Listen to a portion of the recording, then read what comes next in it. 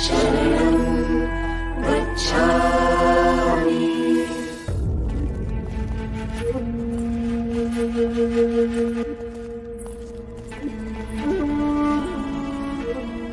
बुद्ध, आपके दर्शन हेतु मल्ल के राजा पधारे।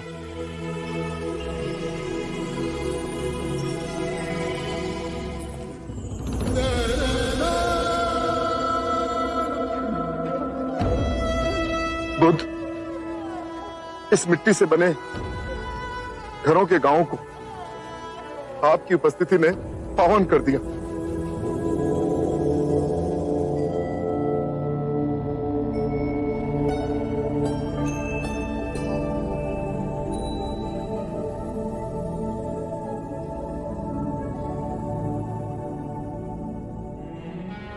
मुझे बुद्ध से मिलना है। क्या मैं बुद्ध से बात कर सकता हूँ? वो बहुत थके हुए हैं, आप स्वयं उनकी अवस्था देख ही रहे हैं। मेरा बुद्ध से बात करना अति आवश्यक है।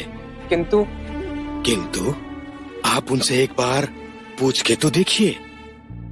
आपका परिचय? मैं ब्राह्मण सुभद्र हूँ। बुद्ध, इतने सारे स्थानों को छोड़ आपने कुशीनारा का चयन क्यों किया? आनंद, एक सूत्र देना है। एक अंतिम भिक्षु को दीक्षा देनी है। आनंद, सुभद्र को मेरे पास आने दो, मैं उनसे बात करूंगा।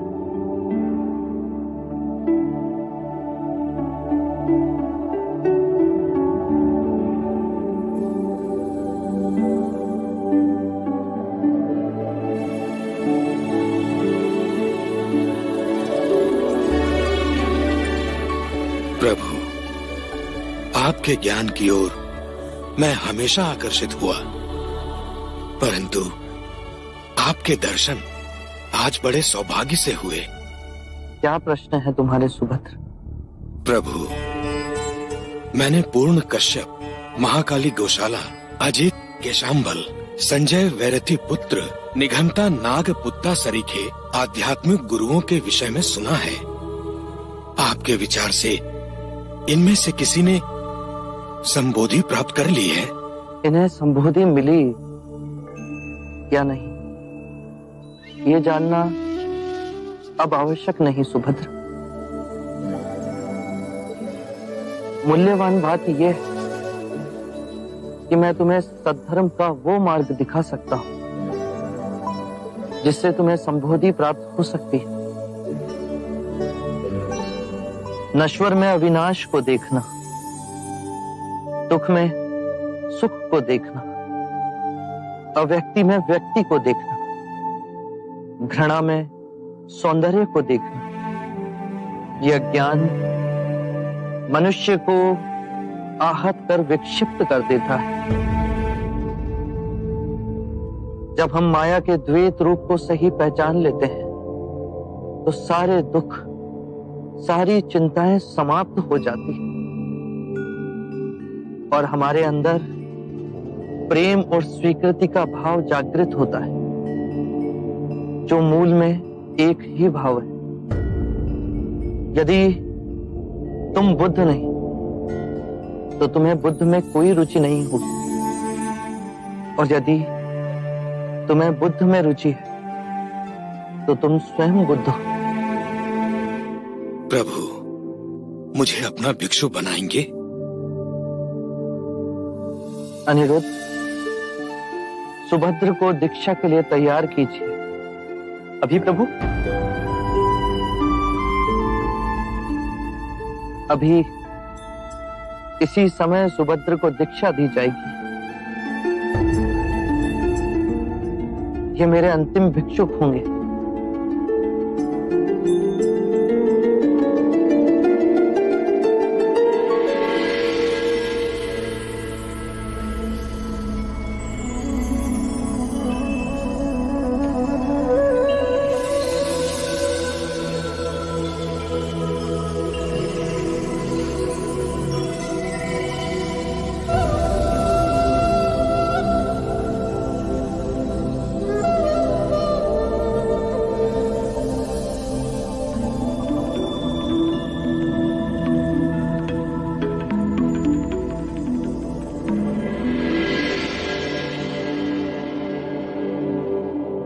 सुभद्र,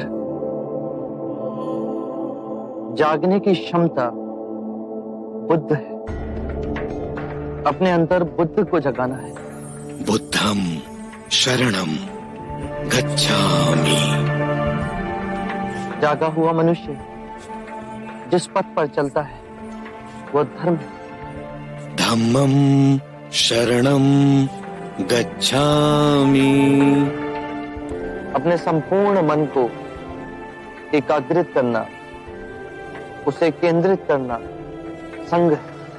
संघम शरणम गच्छामि।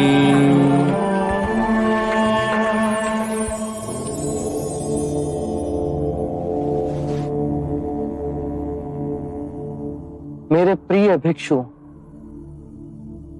यदि धर्म के मेरे मार्ग में कोई भी संशय,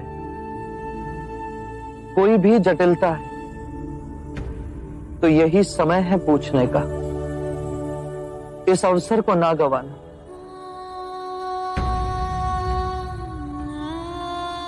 जो भी प्रश्न आप में से किसी के भी मन में,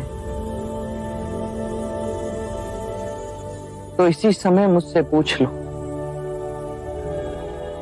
बाद में आपको ऐसा ना लगे कि मैं बुद्ध के समक्ष था परंतु उनसे पूछ ना सका।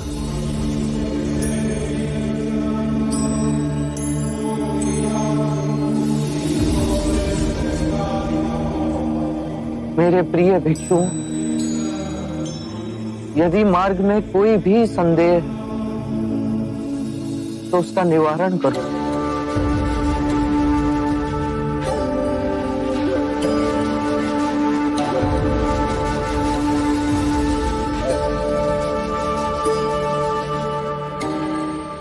चमत्कार तथागत, 3 बार आपने अपने वचन दोहराए, किसी भिक्षु ने कुछ ना कहा।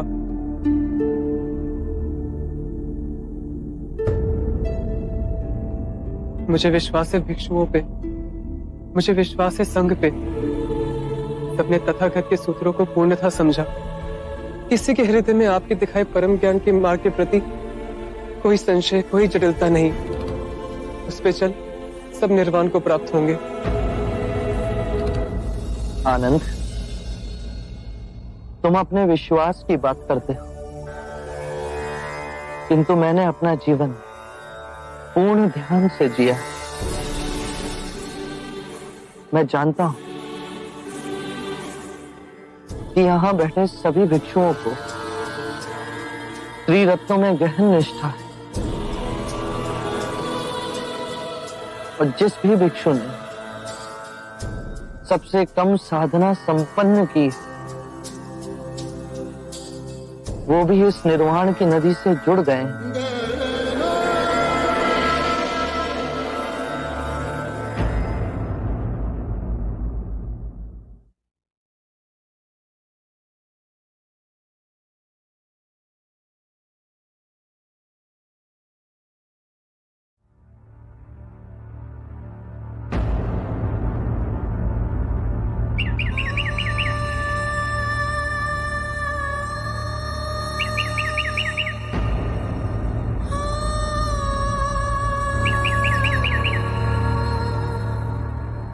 मेरे प्रिय भिक्षु,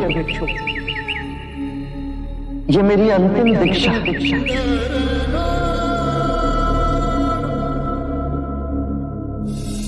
अपो दीपो भगत, अपना दीपक स्वयं बनो।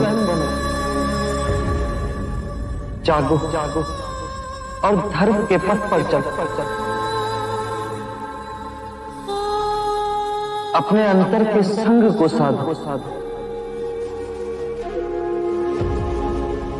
स्वयं अपनी शरण में जाना, किसी और को ना खोजना।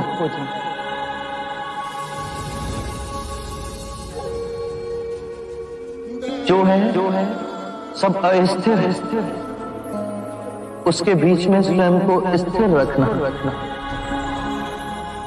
परिश्रम से निरंतर संघर्ष करना,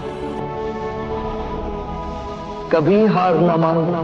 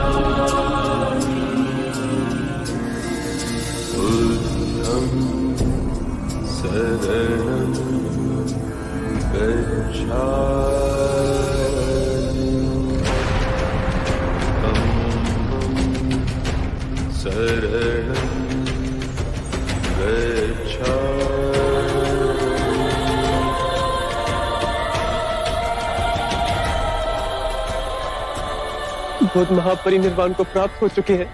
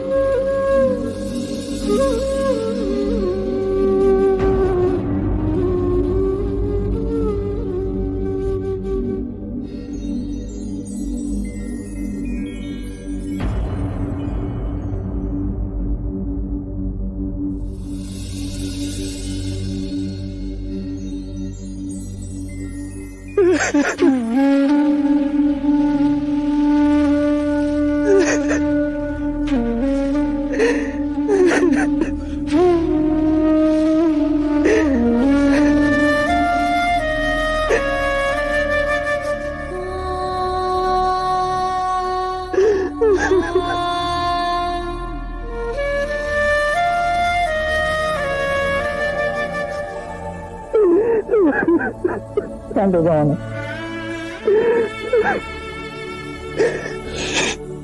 मैं बुद्ध का उत्तरदायित्व संभालना है और उनका अंतिम संस्कार करने के लिए हमें उन्हें कुशीनारा ले जाना होगा।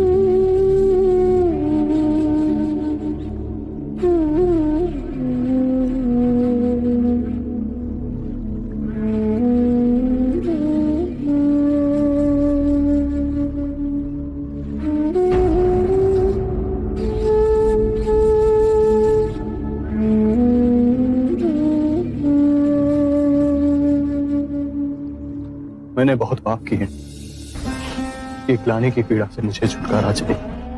यदि ग्लानि तुम्हें दबोचे हुए है तो उसके कारण बिंदु तक पहुंचो।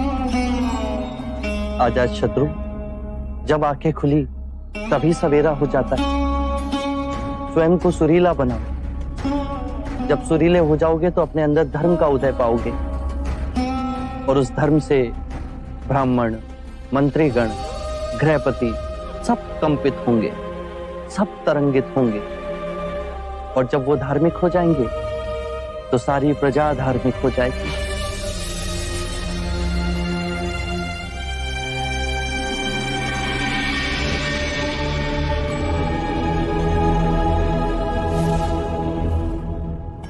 ये तो असित मुनि के शिष्य नारद है।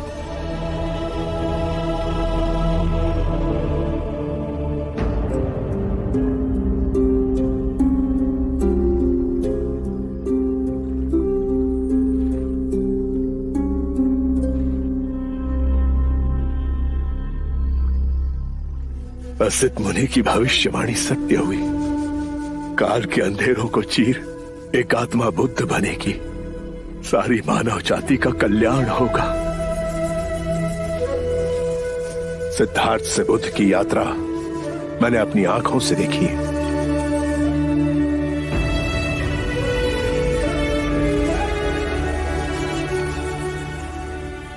जहां जहां ये चरण पड़े वहां धरती सौभाग्यवती हुई।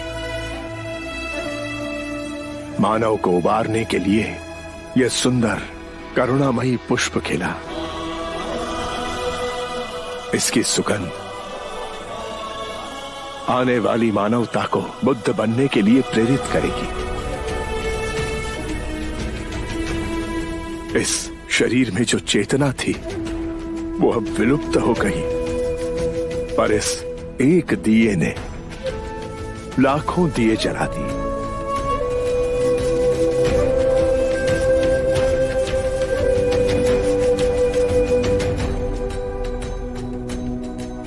पूर्ण संसार का अहोभाग्य बुद्ध कुछ समय हमारे साथ पधारे।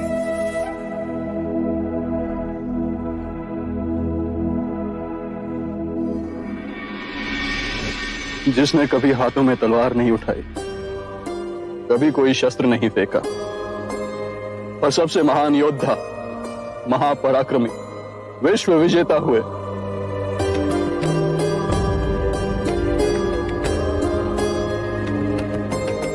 एक नए समाज का आह्वान करने वाले महिमामय बुद्ध।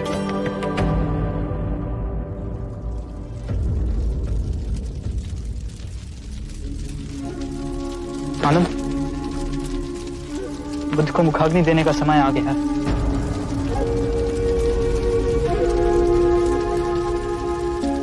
ये अधिकार तो महाकश्यप का है। काश वो यहाँ पे होते।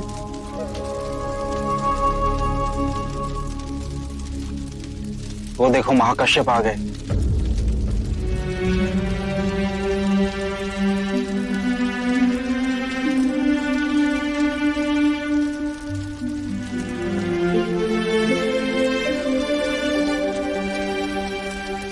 गुरुदेव महाकश्यप को चंपा में पता चला कि बुद्ध के महापरिनिर्वाण का समय हो गया। 6 दिन और 6 रातें बिना रुके चलते हुए यहाँ पहुंचे। बुद्ध की कृपा कि उनके दर्शन महाकश्यप और हम सबको मिले।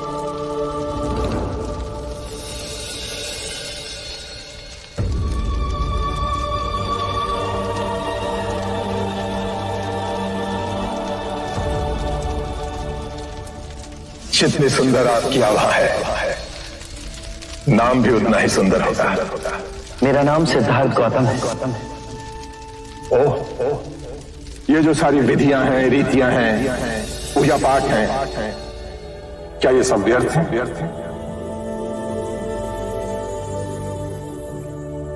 यदि कोई व्यक्ति इस नदी के दूसरे किनारे पर जाना चाहे तो वो क्या करे? यदि जल गहरा नहीं है तो वो चलकर जा सकता है, और यदि जल गहरा है तो वो नाव की सहायता से जा सकता है या स्वयं तैरकर जा सकता है। यदि वो चलना ना चाहे और ना ही तैरने को तैयार हो और ना ही नाव ले जाने को तैयार हो और वो कहे कि मैं प्रार्थना करता हूं इस नदी का दूसरा किनारा स्वयं चलकर मेरे पास आ जाए, तब तो ऐसे व्यक्ति को मूर्ख कहेंगे, महामूर्ख। इसी प्रकार यदि व्यक्ति अज्ञान और भ्रांति को अपने विवेक से मिटाएगा नहीं, तो परम आनंद और मुक्ति के दूसरे छोर पे कैसे पहुंच पाएगा?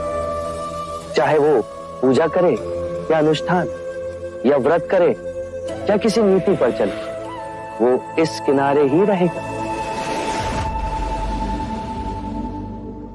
हमने सारे शास्त्रों को पढ़ा, उन पर व्याख्या की, परंतु जीवन के इतने जटिल सत्य को इतनी सरलता से किसी ने नहीं समझाया, किसी ने नहीं समझाया।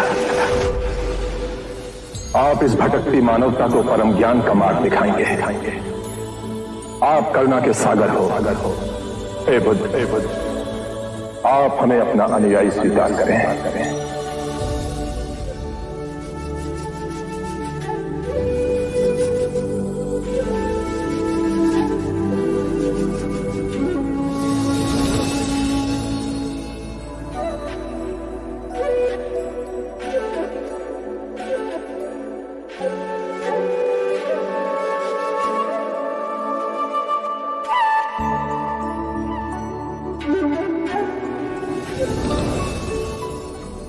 मेरे परम गुरु, मेरे आराध्य, मेरे भटकते जीवन के नाविक, आपको शत शत प्रणाम।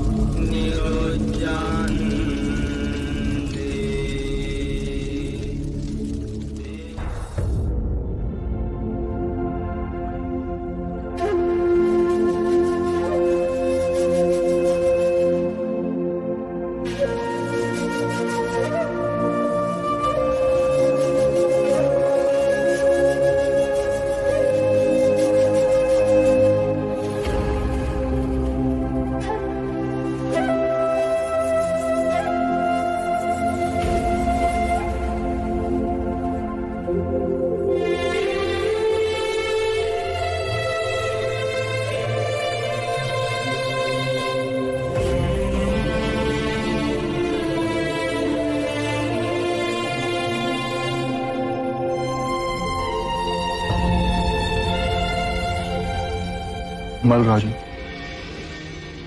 मैं बुद्ध के अस्थि कलश को मगध ले जाना चाहता हूं। मेरी इच्छा है कि इस अस्थि कलश पर मैं एक विशाल स्तूप का निर्माण करूं। ये अस्थियां तो हमारी हैं, महाराज अजात शत्रु, हमने कल्पना की है कि हम बुद्ध के लिए एक भव्य स्तूप का निर्माण करेंगे, इतना भव्य जो विश्व में किसी ने नहीं देखा हो। आत्मबोधि प्राप्त बुद्ध सर्वप्रथम मगध पधारे थे, किंतु ये भी ना भूले राजन कि बुद्ध ने स्वेच्छा से महापरिनिर्वाण कुशीनारा में किया था। लिच्छवी के राजा होते हुए हमें लगता है इन पर हमारा अधिकार है। बुद्ध को सबसे प्रिय हमारी राजधानी वैशाली थी, चाहे तो इनके किसी भिक्षु से पूछे। वैशाली का जन जन बुद्ध की गरिमानुसार स्तूप का निर्माण करेगा। ये अनुचित है। हाँ हाँ, अनुचित है ये। वो भी निर्णय हो न्यायपूर्वक होना चाहिए। बुद्ध हमारे भी थे। बुद्ध का प्रेम और ज्ञान हमारी संपदा है। मैं कहता हूं इन अस्थियों पर सर्वप्रथम अधिकार हमारा है। बुद्ध क्षत्रिय थे और हम भी क्षत्रिय हैं, इसलिए सर्वप्रथम हमारा अधिकार है। ये कौन सी बात हुई? प्रभु क्षत्रिय थे तो हम भी क्षत्रिय हैं। हम सबसे सुयोग्य हैं बुद्ध की अस्थियों पर स्तूप निर्माण करने के लिए। हम भी कपिल वस्तु के शाक्य हैं। बुद्ध बनने से पहले युवराज सिद्धार्थ हम शाक्यों के अधिपति थे।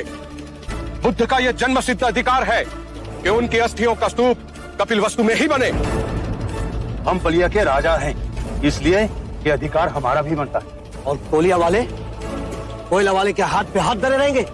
बुद्ध जन्म से क्षत्रिय भले ही हो, लेकिन ब्रह्म ज्ञान की जिस अवस्था तक वे पहुँचे हैं उसके पश्चात वे हम ब्राह्मणों में सम्मिलित हो गए। हम विद्यादीप के ब्राह्मण ही सबसे अधिक उनकी पूजा अर्चना करने के योग्य हैं। तो स्तूप बनाने का अधिकार भी हमें ही मिलना चाहिए। ठहरिए,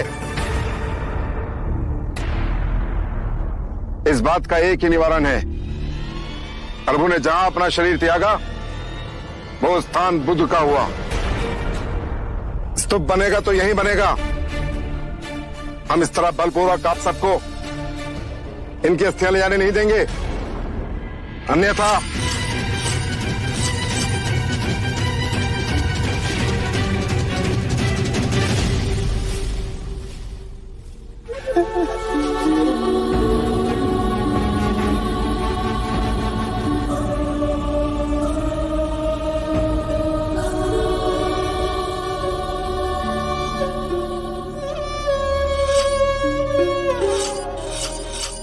आप सब हमें क्षमा कीजिए। हमें इस पावन स्थान की गरिमा का भी ध्यान नहीं रहा। हमें सद्बुद्धि देने के लिए मैं आपका आभारी हूं,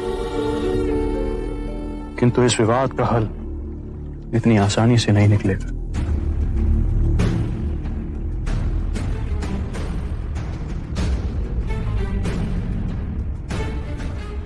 मल्लराज, इस विवाद को सुलझाने का एक उपाय है मेरे पास। अगर आप सब लोग सुने तो। आप हैं कौन जो हम आपकी बातें सुने? मैं तो मात्र एक ब्राह्मण हूं राजा। मैं तो बुद्ध का अनुयायी भी नहीं बना, परंतु मेरे अंतःकरण में बुद्ध के प्रति असीम श्रद्धा है, प्रगाढ़ भक्ति है।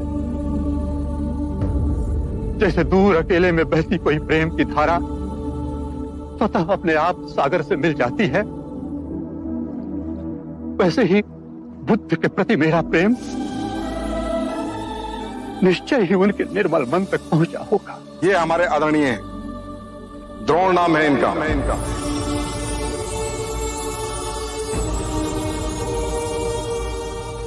इतने सारे स्थानों को छोड़ आपने कुशीनारा का चयन क्यों किया? एक अंतिम भिक्षु को दीक्षा देनी, और ब्राह्मण द्रोण भी यहां रहते हैं। वो हर उठे हुए विवाद को सुलझाएंगे। मुझे स्पष्ट कर कहिए बुद्ध।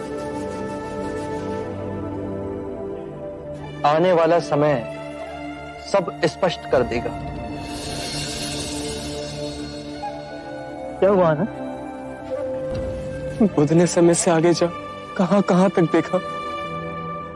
बुद्ध की कही एक एक बात सत्य हुई। कहिए द्रोण, हम सबको इस परिस्थिति से निकालने के लिए तुम्हारे पास क्या सुझाव? राजन, बुद्ध ने तो सदैव शांति और स्नेहशीलता का संदेश दिया है। ऐसे विशाल व्यक्तित्व के अस्थियों के लिए आप लोग इस प्रकार से आपस में कलह करें, यह उचित तो नहीं है। अभी तो उनकी चिता की राख ठंडी भी नहीं हुई है और आप लोग इस प्रकार का इस पवित्र भूमि पर विवाद कर रहे हैं। राजन, आप सब लोग इस देश के 8 बलशाली राजा हैं। मेरी प्रार्थना है कि इस समस्या का निदान आप लोग बुद्ध के दिखाए मार्ग के अनुसार ही करें। मेरा विचार है कि आप 8 राजा बुद्ध की अस्थियों को 8 भागों में बांटें। मल्ल राजा, मगध नरेश, वैशाली के राजा, कपिलवस्तु के राजा, पावा के राजा, अलकप्पा के राजा, रामगामा के राजा, पिथादीप के राजा, आप सब बुद्ध के लिए एक नहीं, अपने अपने स्थानों पर अलग अलग 8 स्तूपों का निर्माण कीजिए। 8 भव्य स्तूप जो बुद्ध की वाणी और उनकी स्मृति को समस्त संसार में व्याप्त कर दें। उचित निवारण किया आपने। द्रोण, इस समस्या को सुलझाने के फलस्वरूप आप भी बुद्ध की अस्थियों का एक भाग ग्रहण करें। मैं अनुग्रहित हुआ महाराज।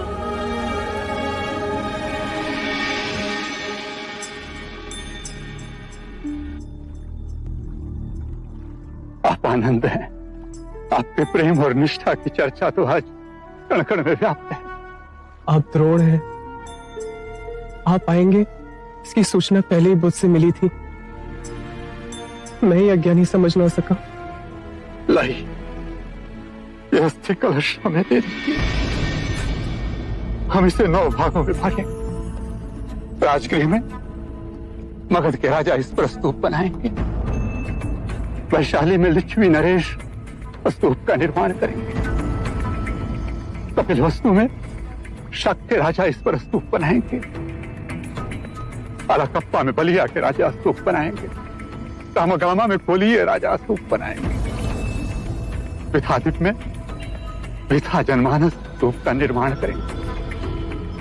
मल्ल राजा कुशीनारा और पावा में स्तूप बनाएंगे।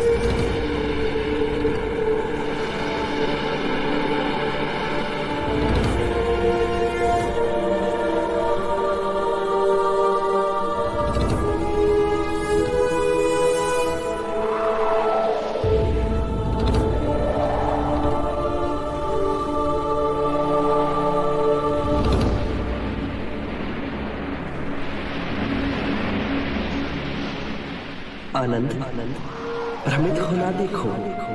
बुद्ध हर स्थान पे है। इस पत्ते में, नदी के इस बहाव में, इन सूर्य की किरणों में,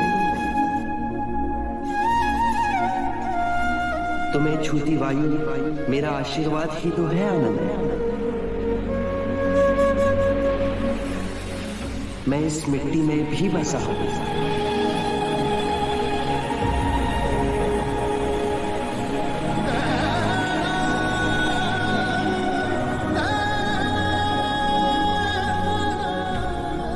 आनंद, मैं तुम में भी हूं। मैं तुम्हारे अंतर मन में, तुम्हारे बाहर हर और तुम्हें ढके हुए हूं।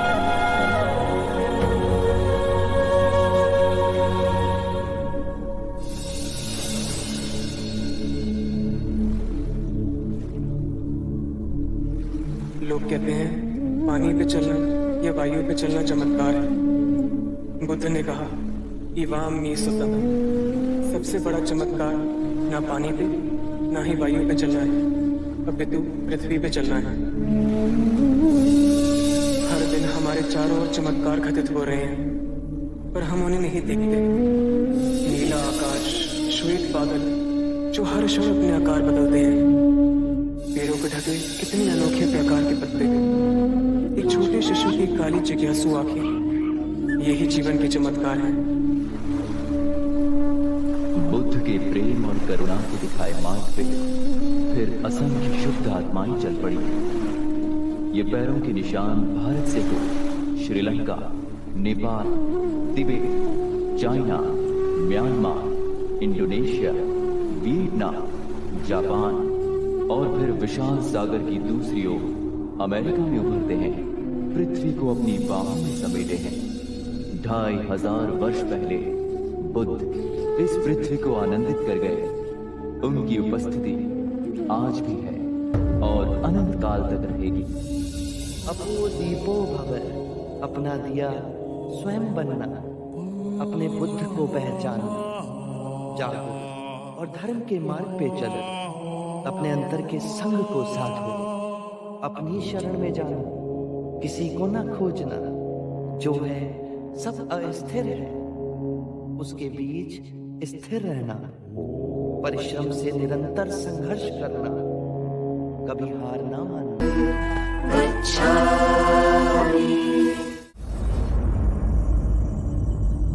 आनंद, दुखी मत हो। मैं दुनिया में आने वाला ना तो पहला बुद्ध हूं, ना ही अंतिम। आने वाले समय में एक और बुद्ध आएगा। वो पवित्र होगा, बुद्धिमान होगा, जो इंसानियत की मिसाल बनेगा। मैंने जो अनंत सत्य की बातें बताई हैं, वो भी बताएगा।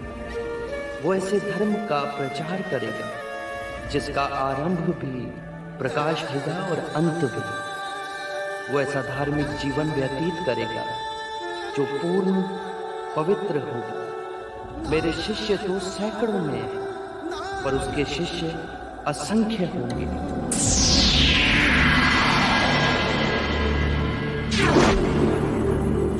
वो मैत्रेय के नाम से जाने जाएंगे।